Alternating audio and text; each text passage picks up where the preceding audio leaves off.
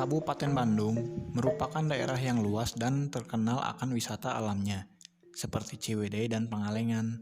Akan tetapi, bukan hanya itu saja. Salah satunya adalah kesenian wayang golek Giriharja. Giriharja sendiri merupakan nama sebuah kampung. Secara geografis, berada di Kampung Giriharja RT 01 RW 01 Kelurahan Jelekong, Kecamatan Bale Endah, Kabupaten Bandung. Sedangkan wayang golek sendiri adalah salah satu kesenian wayang tradisional dari Jawa Barat.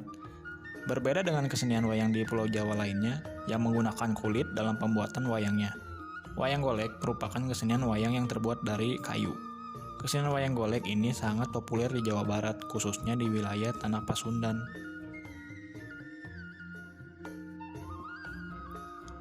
Sejarah dan perkembangan wayang golek pun tidak terlepas dari salah satu metode dakwah para wali-wali yang menyebarkan agama Islam pada saat itu.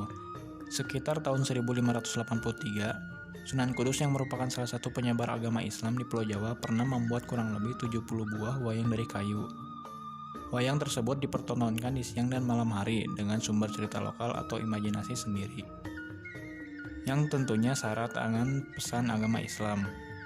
Sunan Kudus menggunakan bentuk wayang golek awal ini untuk menyebarkan agama Islam di masyarakat Jawa pada saat itu.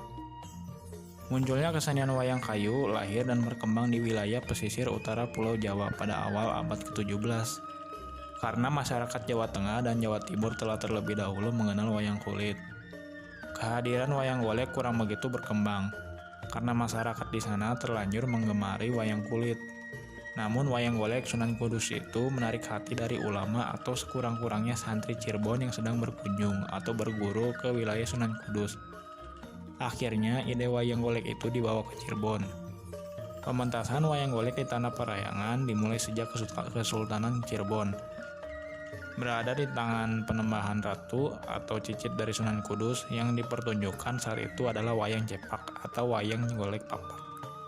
Disebut demikian karena memiliki bentuk kepala yang datar. Selanjutnya, ketika kekuasaan Kesultanan Cirebon diteruskan oleh Pangeran Girilaya, wayang cepak semakin populer, di mana kisah babat dan sejarah tanah Jawa menjadi inti cerita, yang tentunya masih syarat dengan muatan agama Islam. Lalu, wayang golek dengan cerita dari epos Hindustan seperti Ramayana dan Mahabharata.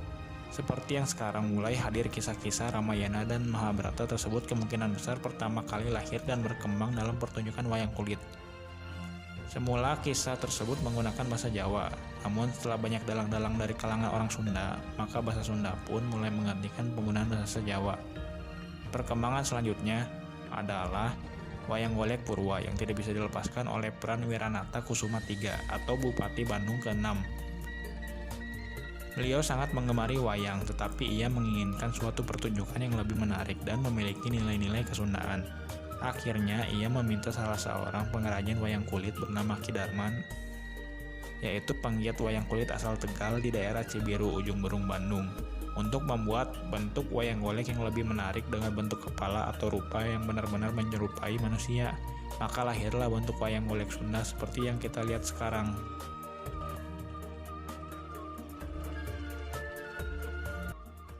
Salah satu pegiat wayang golek yang cukup terkenal adalah almarhum Asep Sunandar Sunaria.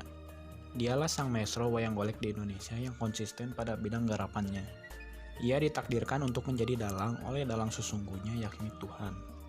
Selain almarhum Asep Sunandar Sunaria, ada beberapa tokoh dalang terkenal yang tidak lain adalah saudara kandung dari almarhum Asep Sunandar Sunaria, yakni salah satu yang menjadi dalang terkenal adalah Adeko Sasi Sunaria, Asep Sunandar Sunaria, Ugan Sunandar Sunaria, Iden Subarasna Sunaria.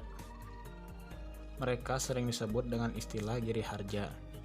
Akan tetapi, kita akan membahas dan menggali sumber dari salah satunya adalah Putu Giriharja II, Kang Adi Kontea, yang merupakan cucu dari almarhum Adeko Sasi Sunaria.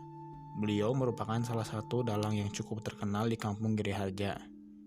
Kang Adi sendiri mempunyai sanggar wayang di rumahnya dan memiliki murid yang bertalenta.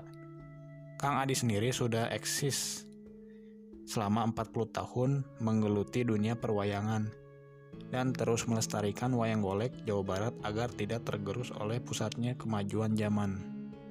Untuk wayang golek Giriharja sendiri memiliki ciri khasnya sebagai salah satu penghasil wayang golek yang saat ini bahkan menjadi kiblat pembuatan wayang golek di Indonesia. Harga wayang golek Giriharja pun bervariasi, mulai dari kisaran 900.000 sampai 5 juta, bahkan ada yang 6 juta. Tergantung kesulitan dan detail pembuatannya. Semakin sulit dalam pembuatan wayang golek, maka semakin mahal pula harga wayang tersebut. Kebetulan, malam ini akan digelar pergelaran wayang golek oleh Putu Giriharja II di salah satu kampung di Bale Endah, Kabupaten Bandung, tepatnya di Kampung Sukajadi. Akan tetapi bukan Kang Adi yang akan tampil, melainkan oleh salah satu muridnya yang masih berusia 13 tahun.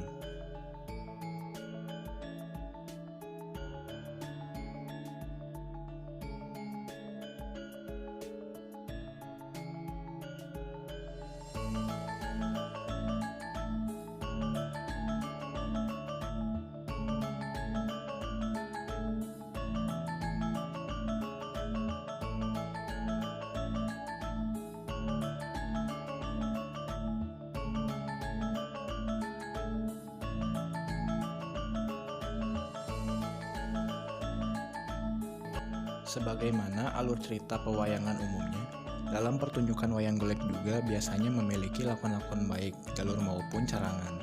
Alur cerita dapat diambil dalam cerita rakyat, seperti penyebaran agama Islam oleh Walang Sungsang dan Raja Santang, maupun dari epik yang bersumber dari cerita Ramayana dan Mahabharata, dengan menggunakan bahasa Sunda dengan iringan gamelan Sunda. Dalam pertunjukan wayang golek, lakon yang biasa dipertunjukkan adalah lakon carangan. Hanya kadang-kadang saja dipertunjukkan lakon galir. Hal ini seakan menjadi ukuran kepandaian para dalang menetapkan lakon carangan yang bagus dan menarik. Wayang golek merupakan kesenian khas Sunda yang patut dilestarikan. Seiring waktu berjalan, pemerintah kabupaten terus mengenalkan kesenian wayang golek ke semua kalangan. Agar kesenian yang satu ini terus dicintai tidak hanya oleh warga Kabupaten Bandung, akan tetapi seluruh warga Jawa Barat.